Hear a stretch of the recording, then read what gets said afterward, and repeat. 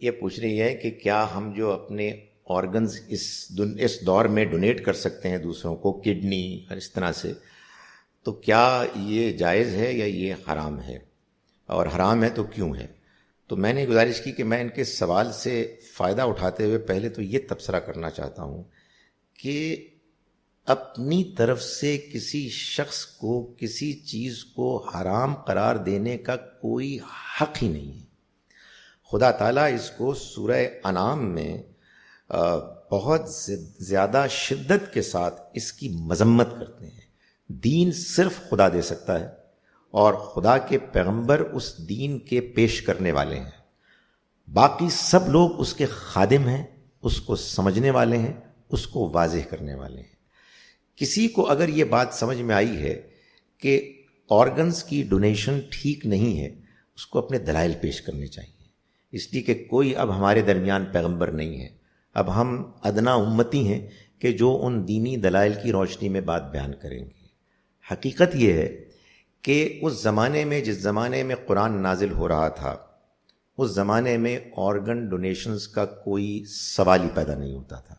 اس لیے کہ اس طرح کی سائنٹیفک ٹیکنالوجیکل پروگرس اس زمانے میں نہیں ہوئی تھی۔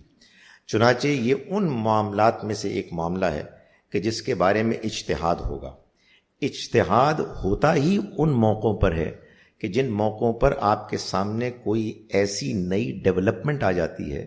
کہ جس کے بارے میں قرآن، سنت اور حدیث خاموش ہیں۔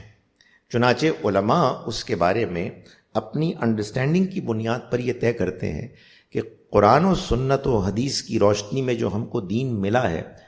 ان اصولوں کو سامنے رکھتے ہوئے کہ جو ہم کو سمجھ میں آ رہے ہیں، کیا یہ بات درست ہے یا نہیں ہے۔ یہ میں نے اس لیے طول کلام اختیار کیا کہ یہ بات معلوم ہو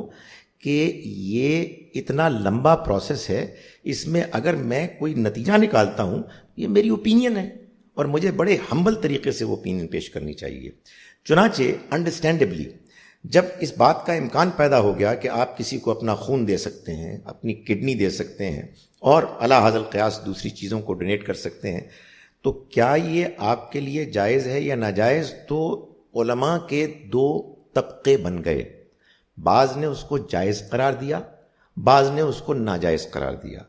آپ کو اور مجھ کو ان کے دلائل کو دیانتداری سے سمجھ کر خود فیصلہ کرنا چاہیے۔ جو اس کو ناجائز قرار دیتے ہیں، ان کا کہنا یہ ہے کہ یہ جسم اصل میں اللہ کی طرف سے دی ہوئی امانت ہے، اس لیے ہم اس میں کوئی خرد برد خیانت نہیں کر سکتے۔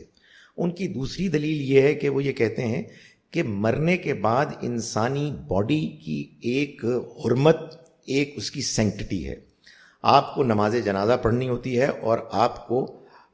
دفن کرنا ہوتا ہے اپنے مردے کو، اس وجہ سے یہ جائز نہیں ہے۔ جو لوگ اس کو جائز قرار دیتے ہیں، ان کا کہنا یہ ہے کہ اللہ نے ہم کو کہا ہے کہ ہم دوسروں کی مدد کریں، وہ مال جو ہم نے کمایا ہے، اللہ نے ہم کو رزق دیا ہے، اس میں سے ایک حصہ نکال کے دوسروں کی تکلیف کا خیال کرتے ہوئے ان کو ہم ہیلپ آؤٹ کریں۔ اللہ ہی نے ہم کو یہ کہا ہے کہ یہ جسم، یہ جان جو یقیناً اس کا تحفہ ہے، اس کی امانت ہے، ہم بعض اوقات خیر کے حق کے معاملے کے لیے قربان کر دیں۔